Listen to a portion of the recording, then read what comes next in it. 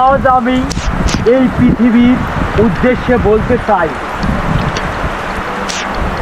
এই পৃথিবীতে ভালো বলে হয় না কোনো কিছু। দেখেন এই মেঘটা, এই বৃষ্টিগুলো ভালো না, আকাশটাও ভালো না। দেখেন গর্জন দিচ্ছে এবং প্রচুর পরিমাণ বৃষ্টি বা পানি পড়ে যাচ্ছে এবং ফসলের গাছগুলো ক্ষতিগ্রস্ত হচ্ছে। এই প্রত্যেকটা গাছ প্রয়োজনের অতিরিক্ত পানি পাচ্ছে, এই জন্য বৃষ্টিটাও ভালো না, আকাশটাও ভালো না। দেখেন মেঘান্বিত, এই জন্য পৃথিবীতে 100% ভালো বলতে হয় না কিছু। এই জন্য খুদ আছেই। যেমন যেমন বাতাসটা ভালো না, অথচ বাতাসের শক্তি সম্পর্কে এই পৃথিবীর প্রত্যেকটা প্রাণী, প্রত্যেকটা মানুষ জানে। বাতাস না থাকলে আমরা কেউ জীবিত বা প্রাণ প্রতিষ্ঠা হবে না আমাদের দেহের মধ্যে, বাতাস শক্তি চলে যাওয়ার কারণে। দেখেন এত সুন্দর শক্তিশালী বাতাস, তবুও এই প্রকৃতি এই পৃথিবীতে ক্ষতিগ্রস্ত করতেছে। বাতাসটা ভালো না, প্রত্যেকটা গাছকে নড়াচ্ছে এবং আমগুলো তুলতেছে এবং গাছগুলো ক্ষতিগ্রস্ত হচ্ছে। দেখেন ভালো বলতে হয় না কিছু। ঠিক পৃথিবীর প্রত্যেকটা মানুষ যদি কেউ বলে আমি ভালো, আসলে ও ভালো না, ও সঠিক না 100%, কারণ ওর মধ্যে খুদ আছেই।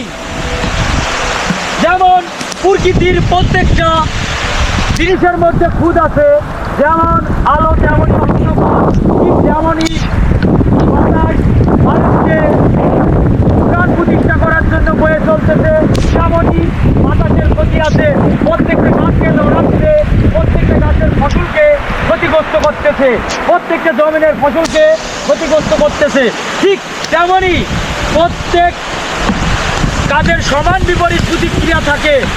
যেমন ক্ষতি তেমনই আনন্দ, যেমন ভালো তেমনই ক্ষতি। ঠিক বাতাসের কারণে প্রত্যেকটা গাছের শিকড়গুলো নড়ে যাচ্ছে, বৃষ্টির কারণে প্রয়োজনের অতিরিক্ত বৃষ্টি হওয়ার কারণে গাছগুলো মরে যাচ্ছে, আবার বৃষ্টি না থাকলে গাছগুলো মরে যাচ্ছে। এই জন্য এই পৃথিবীতে ভালো বলে হয় না কিছু, বাতাসটাও স্বয়ং ভালো না, এই জন্য ভালো বলে পৃথিবীতে হয় না। এই পৃথিবীতে 100% গুড বা 100% পিওর বলতে হয় না কিছু। ঠিক তেমনই প্রত্যেকটা জিনিসের মধ্যে খুদ আছে। এই জন্য আমরা চোখ কান নাক দিয়ে দেখে শুনে জ্ঞান নিয়ে সিদ্ধান্ত নিব। কেউ যদি বলে আমি ভালো, আসলেও ভালো না। কেউ যদি বলে আমি খুদহীন, আমার মধ্যে কোনো দুর্গন্ধ বা খুদ নেই, আসলে সে মিথ্যা বা সে ছলনা করতেছে, সে মায়ার জালে বন্দি করাচ্ছে। দেখেন বাতাস শক্তি বয়ে চলতেছে, প্রত্যেকটা গাছকে নড়াচ্ছে, প্রত্যেকটা গাছকে দোলাচ্ছে। কেন? কারণ ও রাগান্বিত হয়। এই জন্য সৃষ্টির প্রত্যেকটা জিনিসের রাগ আছে, আকাশটা গর্জন করে রাগান্বিত হয়। এই জন্য আমরা দেখে শুনে জ্ঞান নিয়ে সিদ্ধান্ত নিব। এই জন্য মানুষকে খারাপ মন্তব্য বা ভুল ধরব না।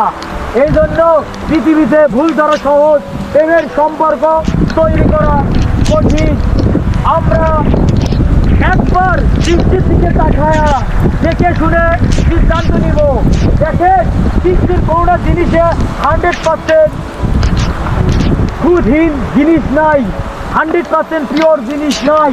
এই জন্য প্রত্যেকটা জিনিসের মধ্যে খুদ আছে, এই জন্য আমারও মধ্যে খুদ আছে। আমিও 100% না, আমি 100% খালি না। এই পৃথিবীর প্রত্যেকটা জিনিস 100% খালি না। এই জন্য মানুষের ভুল ধরবো না, সবাই পরমানন্দে জীবন চালাবো।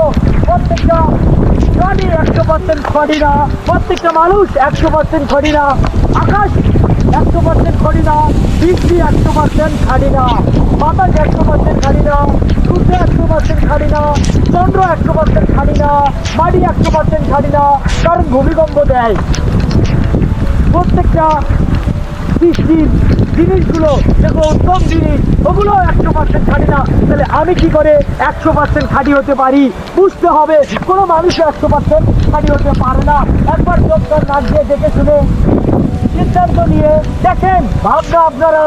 আপনাদের ভাবনাগুলোকে নষ্ট করতেছেন অস্থিরতার কারণে।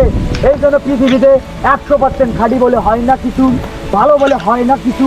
একবার আমরা চিন্তা করি নিরপেক্ষ, একবার চিন্তা করে দেখি 100% ভালো বলে হয় না কিছু। চিন্তা করি। এই জন্য আমি এই পৃথিবীকে জানাতে চাই 100% ভালো বা 100% খাঁটি বা পিওর বলে কোনো জিনিসই নাই।